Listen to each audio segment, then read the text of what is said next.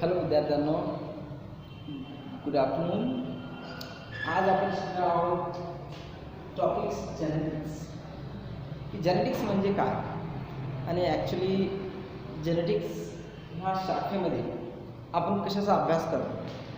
तर याच्यामध्ये आपण बघणार आहोत की ह्या ब्रँचमध्ये ॲक्च्युली काय शिकले जाते आणि ह्याच्यापासून आपण काय घेऊ शकतो.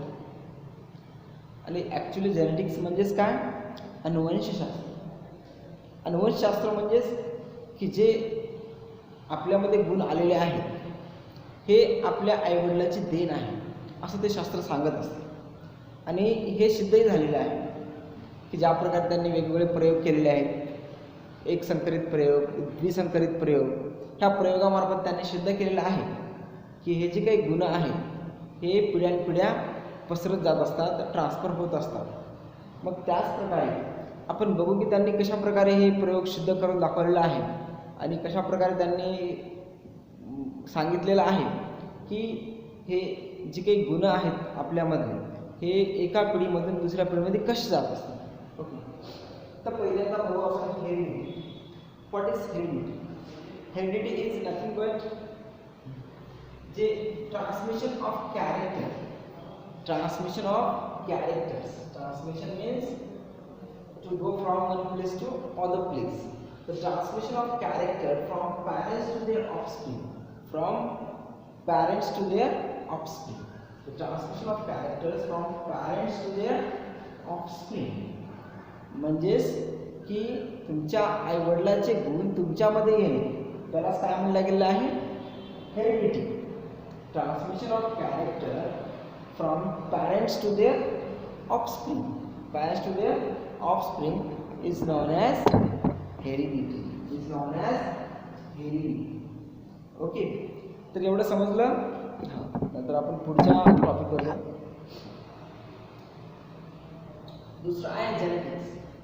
जेनेटिक्स ही एक अशी एक प्रकारची ज्याला आपण काय म्हणतो शाखा आहे की ज्या शाखेमध्ये आपण की कशा बदल घडत असतात, म्हणजेच की बदल कसा येत असतो, म्हणजेच की ही गुण जे आईवडिलांकडून आपल्यामध्ये कसे येत असतात आणि त्यांच्यामध्ये बदल कसा होत असते आणि त्यांच्यामध्ये कशा प्रकारे बदल होत असतो हेच आपण ह्या शाखेमध्ये शिकणार आहोत. ह्यालाच काय म्हणलं गेलं आहे?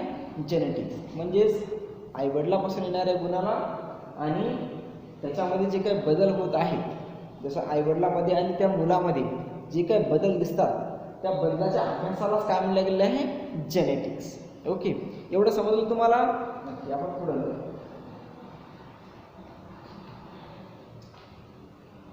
आता बघ की व्हेरिएशन्स हे कशामुळे होत असतात. जे बदल होत असतात सजीवामध्ये किंवा प्राण्यामध्ये किंवा वनस्पतीमध्ये, माणसामध्ये, हे वेगवेगळ्या फॅक्टरने होत असतात. त्याच्यामध्ये फॅक्टर्स आहेत पर्यावरण. पहिला फॅक्टर कोणता आहे? पर्यावरण. म्हणजेच की जर वातावरणामध्ये बदल झाला तरीही आपल्या गुणामध्ये बदल होत असतो, आपल्यामध्ये बदल घडत असतो. की जसं हिवाळा लागला तर आपण स्वेटर वगैरे वापरत असतो, उन्हाळा लागला तर आपण म्हणजेच की सुती कपडे वापरत असतो आणि पावसाळा आला म्हणजे आपण रेनकोट वगैरे वापरायचा प्रयत्न किंवा वापरत असतो. म्हणजे हे कसं आहे की जसं वातावरण बदलेल तसं आपल्या सवयी बदलत असतात किंवा आपल्यामध्ये बदल घडत असतात. ओके,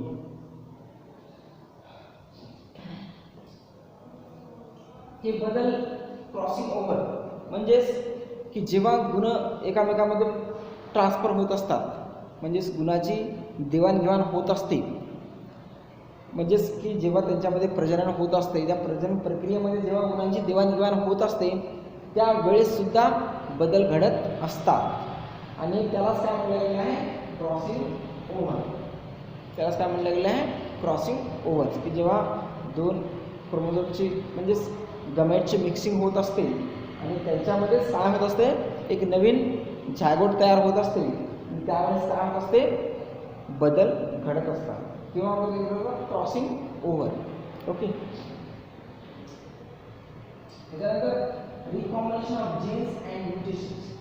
आणि काय होत असते की जर जीनमध्ये काही रिकॉम्बिनेशन घडले, जसं की आपण जीनमध्ये काही जर different kind of genes insert केले त्याच्यामध्ये तर DNA रिकॉम्बिनेशन टेक्निक्स थ्रू तरी त्याच्यामध्ये बदल घडत असतात. सो हे वेगवेगळे टाईप्स आहेत ज्या माध्यमातून एका सजीवामध्ये बदल घडत असतात. त्यानंतर म्युटेशन्स म्हणजेच की त्याच्यामध्ये जेनेटिक व्हेरिएशन्स म्हणजे त्याच्या जीनमध्ये बदल घडणे, तर त्याला सुद्धा काय म्हटलं गेलं आहे, बदल घडणे. म्हणजेच की environment, crossing over, recombination and mutations ह्या वेगवेगळ्या प्रकारामुळे सजीवामध्ये बदल घडत असतो. तर एवढं समजलं असेल तुम्हाला. नक्की आपण पुढचा भाग बघू. First study of inheritance was done by Gregor Mendel. पहिल्यांदा जर कोणी जेनेटिक्सचा अभ्यास केला असेल तर तो कोण केलेला आहे, ग्रेगर जॉन मेंडल ह्या वैज्ञानिकांनी. वैज्ञानिकांनी काय केलं आहे की जेनेटिक्सचा अभ्यास केलेला आहे आणि ते कशावर केलेला आहे, गार्डन पी ह्या वनस्पतीवर. कोणत्या वनस्पतीवर, गार्डन पी ह्या वनस्पतीवर त्यांनी पहिल्यांदा अभ्यास केलेला आहे. ओके. त्यानंतर आपल्याकडे दोन टर्म्स आलेले आहेत, DNA अँड RNA. तर बघू DNA काय. सो DNA म्हणजे काय, एक सजीवामधले एक अनुवांशिक म्हणजेच की हेरिडिटरी ज्याला आपण काय म्हणतो, hereditary material, that is the genetic material, जे एका सजीवामधून दुसऱ्या सजीवामध्ये गुण ट्रान्सफर करण्यामध्ये हेल्प करत असते. त्यालाच काय म्हटलं गेलं आहे, जेनेटिक मटेरियल. आणि सजीवामध्ये जेनेटिक मटेरियल कोणतं आहे, DNA, ज्याला आपण काय म्हटलं गेलं आहे, deoxyribose nucleic acid. Deoxyribose nucleic acid. आणि दुसरा कोणता आहे, ribose nucleic acids. Ribose nucleic acid. हे दोन जे जेनेटिक मटेरियल्स आहेत ही सजीवामध्ये आढळतात आणि यांच्या माध्यमातूनच काय होत असते की जेनेटिक्स म्हणजेच हे जेनेटिक मटेरियल आहे आणि हे एका म्हणजे पॅरेंटपासून ते त्याच्या ऑफस्प्रिंगपर्यंत बदल आणण्यासाठी कारणीभूत ठरत असतात. ओके. तर DNA हे काय आहे, मुख्यत्वे करून जे सजीव आहेत स्पेशली ॲनिमल्स यांच्यासाठी किंवा जे मल्टीसेल्युलर ऑर्गॅनिझम्स आहेत त्यांच्यासाठी ते काय आहे, जेनेटिक मटेरियल आहे. आणि RNA एक सिंपल टाईप ऑफ ऑर्गॅनिझमसाठी जेनेटिक मटेरियल आहे. सो त्याच्यानंतर law of dominance. What is the law of dominance. Law of dominance म्हणजेच काय की लॉ ऑफ डॉमिनन्समध्ये दोन कॅरेक्टर असतात, one is recessive character and one is a dominant character. तरी पण त्याच्यामध्ये जे रिसेसिव्ह कॅरेक्टर आहे हे सुप्रेज्ड कंडिशनमध्ये असते, कारण की त्यांच्यावर कशाचा प्रभाव असते, लॉ ऑफ डॉमिनन्सचा. आणि त्या माध्यमातूनच ते कॅरेक्टर काय होत नाही, एक्सप्रेस होत नाही. आणि F1 जनरेशनमध्ये फक्त काय होत असते की लॉ ऑफ डॉमिनन्स हे एक्सप्रेस होत असते. म्हणजेच even there is a one suppressed character still it not be express.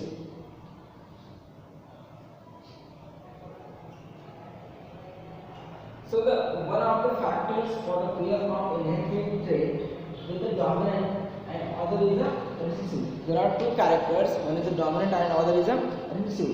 Still, they are not able to express that character because of influence of dominance, and that is why if there is a one of the character is a capital Y and small y, that is we called as the yellow color. So they have both type of characters. So in the conditions, the pure yellow is having the capital Y, pair of capital Y, and the pure green are having a small y. But instead here we should need the other color than in between of that color, that is a yellow and green, and this should be yellow green, but it doesn't be like that, it is also yellow. Phenotypically it looks a yellow color, but internally genetically it is a different, so that it is called as the impact of dominance, the law of dominance. Because of that it will expresses yellow color instead of having the other y suppressed color. Okay.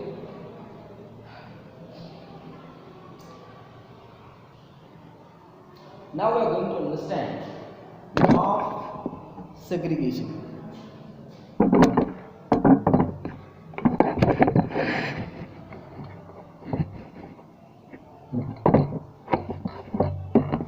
तर बघा आपण आज समजणार आहोत की law of segregation काय आहे.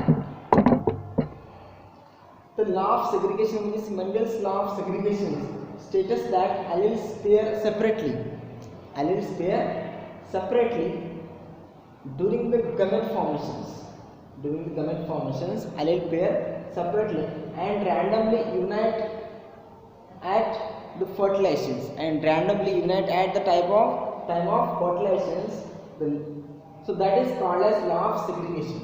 Law of segregation. Mendel's law of segregation is that the alleles pair separates during the gamete formations. Where there is a gamete formations, they separates from the parents, and during the fertilizations they unite together, and that is called as law of segregation.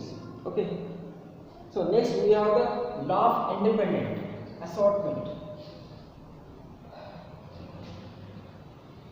The Mendel's law of independent assortment states that the allele pair separate during the formation of. The Mendel's law of independent assortment states that allele pair separate during the formation of. This means that during the formation of gamete. So this states that traits are transmitted to the offspring independently. So law of independent assortment is that the Mendel's law of independent assortment states that the allele pair separate during the formation of gametes. They will separate during the formation of gametes. This means that the traits are transmitted to offspring independently. It states that the traits are transmitted independently, and that is why it is called as law of independent assortment. तर मला वाटतं की अशा प्रकारे तुम्ही हे genetics समजून घेतलेलं आहे, आणि नक्कीच पुढं आपण दुसरा पार्ट बघणार आहोत. तोपर्यंत be happy, keep learning, keep understanding and keep progressing. Okay, good bye.